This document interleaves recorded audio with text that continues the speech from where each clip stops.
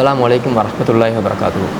அன்பிற்குரிய சகோதரர்களே, இஸ்லாமிய உலகத்தை பொறுத்த வரைக்கும் இஸ்லாமிய மார்க்கத்தில் அன்றிலிருந்து இன்று வரை எண்ணற்ற பல அறிஞர்கள் தோன்றியிருக்கிறார்கள்.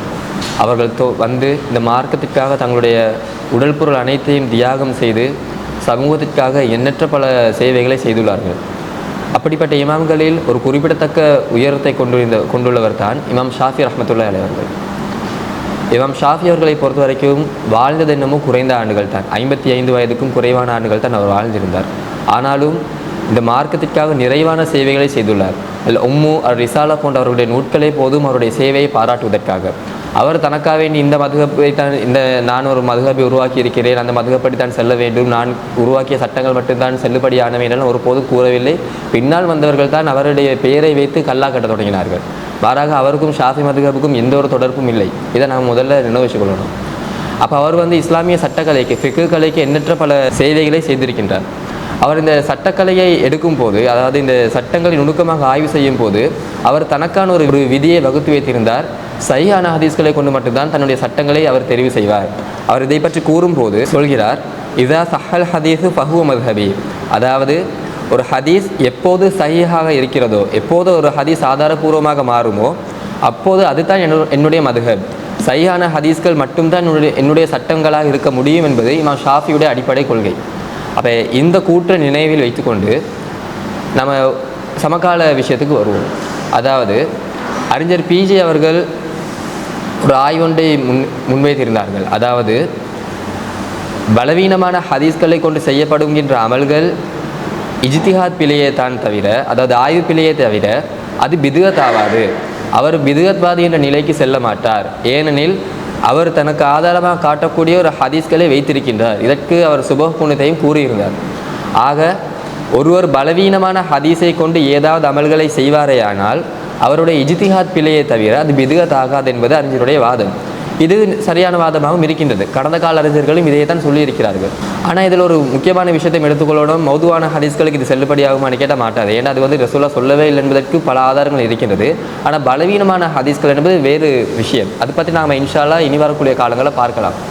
அப்போ நாங்கள் இந்த விஷயத்துக்கு வந்தோம்னு சொன்னால், அறிஞர் பிஜேயுடைய இந்த ஆய்வை பலவீனப்படுத்துவதற்கும் அவரை விமர்சனம் செய்வதற்கும் இமாம் ஷாஃபி ரஹ்மத்துல்லாஹி அலைஹி அவர்களை முன்னிறுத்துகிறார்கள். என்ன சொல்கிறாங்க? இமாம் ஷாஃபி என்ன சொல்லிக்கிறாரு? சஹீஹான ஹதீஸ்கள் மட்டும்தான் என்னுடைய மதுஹப் ஆகும் என்று சொல்லி.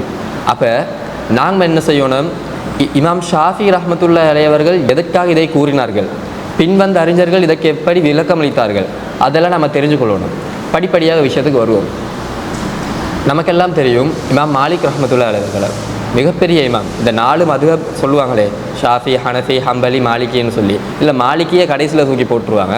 ஆனால் காலத்தால் முந்தையவர் இமாம் மாலிக் இப்னு அனஸ் தான். அவர் மதீனாவில் இருந்தார். மதீனத்து அறிஞர் வேறு சொல்லுவாங்க. அப்போ இந்த மதீனாவில் இருந்த இந்த அறிஞர் அபிமொழித்துறையில் மிகப்பெரிய செல்வாக்கு பெற்றவர். அவருடைய அந்த கோல்டன் செயின் என்று சொல்லுவாங்க. இமாம் மாலிக், நாஃபி, இப்னு உமர், ரசூலுல்லாஹ், இந்த 4 பேர் வரியாக வரக்கூடிய ஹதீஸ்கள் கோல்டன் செயின்னு சொல்லுவாங்க, தங்க சங்கிலின்னு சொல்லி. இந்த 4 பேர் வந்துட்டாங்கன்னு சொன்னால் ஹதீஸ் சஹீஹாக உடனடியாக சஹீஹான அந்தஸ்துக்கு மாறிடும். அப்படிப்பட்ட ஒரு பலமான அறிவிப்பாளர் தான் இமாம் மாலிக் இப்னு அனஸ். அவர் என்ன செய்கிறாரு? மதீனத்து நடைமுறையில் இருக்கக்கூடிய எல்லா ஹதீஸ்களையும் தான் தொகுத்து எழுதணும் என்பதை ஒரு குறிக்கோளாக கொண்டு ஒரு நூல் எழுதுகிறாரு. வரலாற்றில் அதுதான் இஸ்லாமிய உலகத்தில் எழுதப்பட்ட முதலாவது ஹதீஸ் கிரந்தம். அதாவது ஒரு ஒழுங்கமைப்பில் எழுதப்பட்ட முதலாவது ஹதீஸ் கிரந்தம் என்று அதுதான் பதிவு செய்யப்பட்டுள்ளது. அவருக்கு முந்தைய இமாம் இப்னு ஷிஹாப் ஸுஹ்ரியை எழுதிக்கிறாரு. அதற்கு முந்தைய ஆரம்ப கால தாபீன்களில் பல பேர் தங்களுடைய சஹீபான்றெல்லாம் சொல்லுவாங்க, கையெழுத்து பிரதிகளெல்லாம் வச்சுருந்துப்பாங்க. ஆனால் இது ஒரு நூல் வடிவில் தொகுத்து மாணவர்களுக்கு கற்பிக்க வேண்டும் என்ற ஒரு நோக்கத்தில் எழுதப்பட்டது தான் இமாம் மாலிக் இப்னு அனஸுடைய முவத்தா நூல். கிட்டத்தட்ட 7000க்கும் மேற்பட்ட ஹதீஸ்கள் இருந்தது அந்த கிரந்தத்தில். அதுக்கு பிறகு அவர் படிப்படியாக குறைச்சி 1800க்கும் குறைவான ஹதீஸ்கள் தான் தற்போது முவத்தால் காணப்படக்கூடியதாக இருக்கின்றது. அப்போ இந்த ஒரு முவத்தா நூல் ஹிஜ்ரி ஒரு 100-120 எழுதப்பட்டதுன்னு சும்மா ஒரு காலத்தை நாம் நிர்ணயம் செஞ்சு எங்களுடைய ஆய்வுக்கு போவோம். இப்போ இமாம் மாலிக் முவத்தாவை 120 எழுதுறான்னு வெப்பம். இமாம் ஷாஃபி ஒரு 170 வரைக்கும் வாழ்ந்தாரான்னு வெப்பம் ஹிஜ்ரி. இமாம் புகாரி ரஹ்மத்துல்லாஹி அலைஹி அவர்கள் ஹிஜ்ரி ஒரு 220 புகாரி எழுதுறாருன்னு வெப்பம். இந்த 3 காலகட்டத்தில் நல்லா நினைவு வச்சுக்கோங்க. இப்போ இமாம் ஷாஃபி சொல்கிறாரு, இந்த உலகத்திலேயே அதாவது தன்னுடைய காலகட்டத்தில் சொல்கிறாரு, முவத்தாவை விட சிறந்த ஹதீஸ் கிரந்தம் வேறு எதுவுமே இல்லைன்னு சொல்கிறாரு. இது இன்னமும் வரலாற்றில் பதிவு செய்யப்பட்டிருக்கிற ஒரு கூற்று, பிரபலமான ஒரு கூற்று. முவத்தாக்கிறதுக்கு அப்படிப்பட்ட ஒரு செல்வாக்கு அந்த காலத்தில் இருந்தது, மாற்றுக்கருத்து இல்லை. இப்போ தான் நாங்கள் சிஹாவு சித்தாண்டு ஒரு 6 தொகுப்புகளையும் அதற்கு பின்னால் வரக்கூடிய ஒரு 6 தொகுப்புகளையும் வச்சிருக்கிறோம்.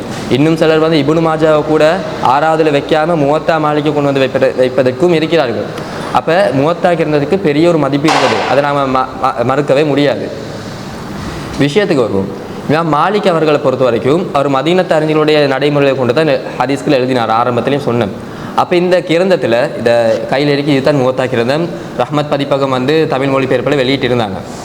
அப்போ இந்த கிரந்தத்தை பொறுத்த வரைக்கும் அதிகமான அளவுக்கு முர்சலான ஹதீஸ்கள், முன்கதிகான ஹதீஸ்கள், மௌகூஃபான கூற்றுகள் நிறைஞ்சு காணப்படும். இமாம் மாலிக் அவர் எழுதிப்பார் பல இடங்களில் முர்சலான அறிவிப்புகளையும் எடுத்திருப்பார். இஸ்லாமிய முஹத்திஸீன்களை பொறுத்த வரைக்கும் முர்சலான ஹதீஸ்களுக்கென்று ஒரு சில விதிவிலக்குகளை வச்சிருக்கிறாங்க.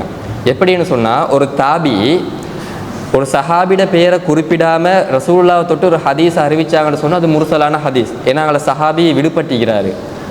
ஆனால் ஒரு சில தாபீன்களுக்கு மட்டும் அந்த விதிவிலக்கு செல்லும். அதாவது சயீத் இப்னு முஸையிப் என்ற ஒரு பெரிய தாபி இருந்தார். முஸையிப் இப்னு ஹிஸ்ன் என்ற சஹாபியுடைய மகன் தான் இந்த சயீத் இப்னு முஸையிப், ஆரம்ப கால தாபியின். அதே போல் பல சஹாபாக்களும் அவர் கண்டிக்கிறாரு. இவர் நபித்தோழர்களை பேர் குறிப்பிடாமல் ஒரு ஹதீஸை நபிகள் நாயகத்தை தொட்டு அறிவிச்சாருன்னு சொன்னால் அந்த ஹதீஸ் சஹீஹான ஹதீஸாக மாறும். இமாம் முஸ்லிமும் சில ஹதீஸ்களை பதிவு செஞ்சிருக்கிறார், துணை ஹதீஸ்களாக அவர் பதிவு செஞ்சிருக்கிறார்.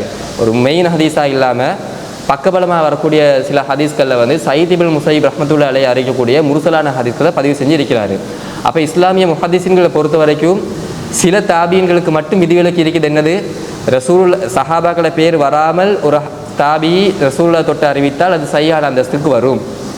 அதே போல் இமாம் அஹ்மத் இப்னு ஹம்பலை பொறுத்த வரைக்கும் பலவீனமான ஹதீஸ்களை மார்க் ஆதாரங்களாக எடுக்கலாம்.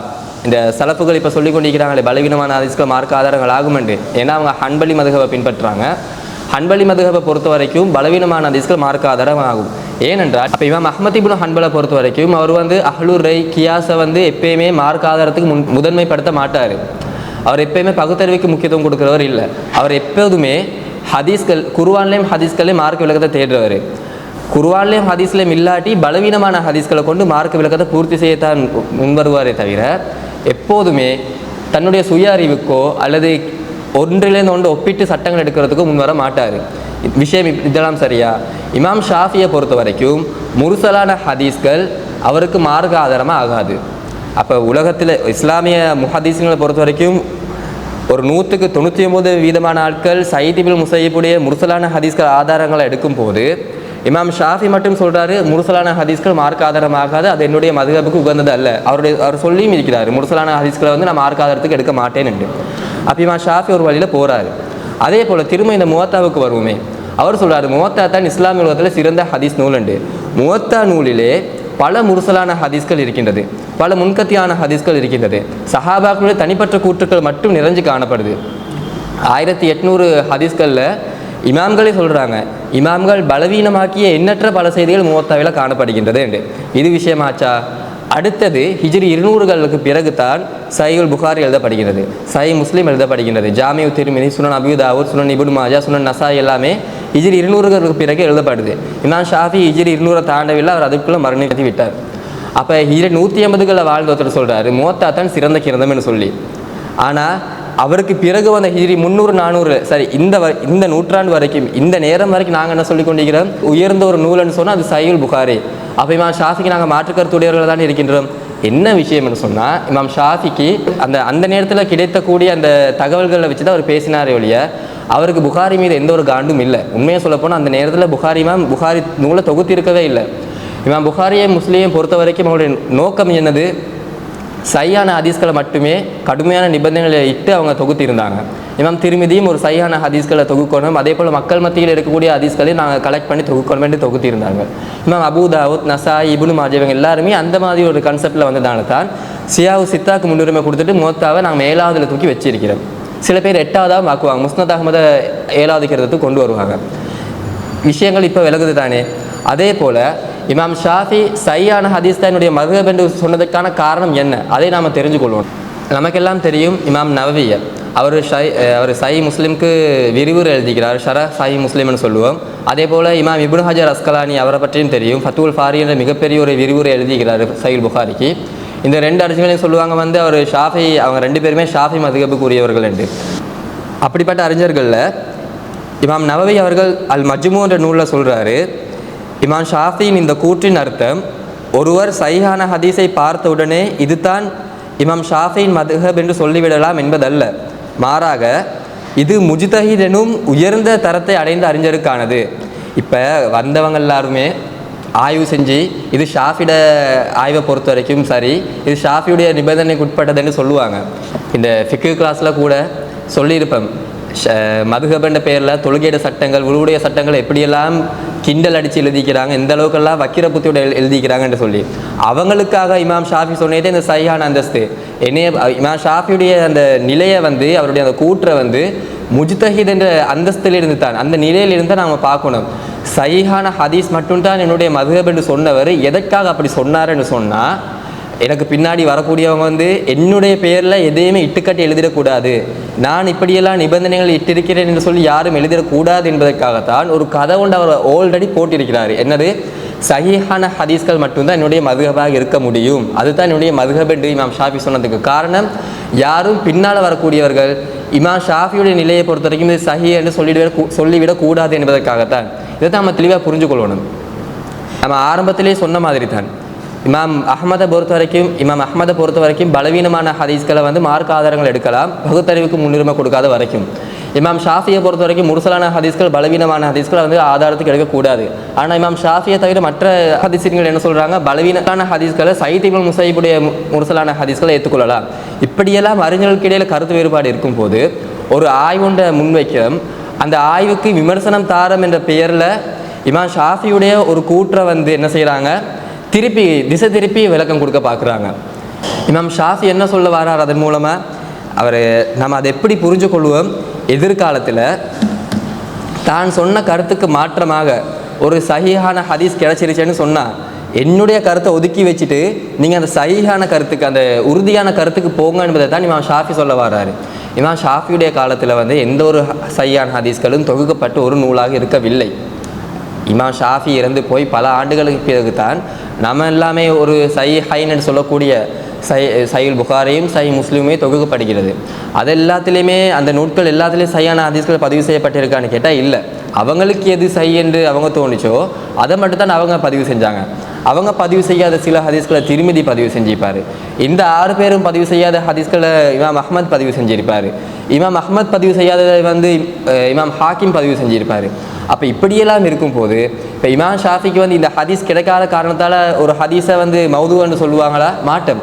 ஏன்னு சொன்னால் அவருக்கு அன்றைக்கு கிடைக்கக்கூடிய அந்த அறிவை வச்சு தான், அந்த தகவல்களை வச்சு தான் அவர் இந்த கூற்றை சொல்லியிருப்பார். வெளியே இது வந்து பலவீனமான ஹதீஸ்களை கொண்டு செய்யப்படுகின்ற அமல்கள் பிதுஅத் தானே ஒழிய இஜ்திஹாத் தவறல்ல என்பதை வாதாடக்கூடியவர்களுக்கான மறுப்பே அல்ல. உண்மையை சொல்லப்போனால் பலவீனமான ஹதீஸ்களை கொண்டு செய்யப்படுகின்ற அமல்களை பொறுத்த வரைக்கும் அவங்க வந்து அது ஆய்வு பிழையை இருக்கிறாங்க, ஆய்வு பிழையை செய்திருக்கிறார்கள்.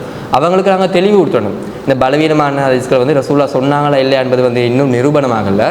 அதனால் இதை நீங்கள் செய்யாமல் இருக்கிறது நல்லது. உறுதியானதை பின்பற்ற சொல்லி அல்லாஹ் குர்ஆனில் கூறுகிறான். ரசூலுல்லாஹ் எப்போயுமே உறுதியான தகவல்கள் தான் செய்வாங்க. அதனால் இந்த பலவீனமான ஹதீஸ்களை செய்யப்படுகிற அமல்கள் தவிர்த்து கொள்ளுங்கன்னு எங்களுக்கு அழகிய உபதேசம் செய்யலாம். மாறாக அவர்களை பிதுகத்வாதின்னு சொல்லி நரகவாசிகளில் ஒரு பட்டியலை நம்ம கொண்டு போய் சேர்க்க வேண்டிய அவசியம் இல்லை. இன்ஷா அல்லாஹ் எதிர்கொள்ளக்கூடிய காலங்களில் இது போன்ற சில சர்ச்சையான விஷயங்களுக்கு தொடர்ச்சியாக பதில்கள் வழங்கப்படும் என்று கூறி விடைபெறுகிறேன். அஸ்ஸலாமு அலைக்கும் வரஹ்மத்துல்லாஹி வபரகாத்துஹு.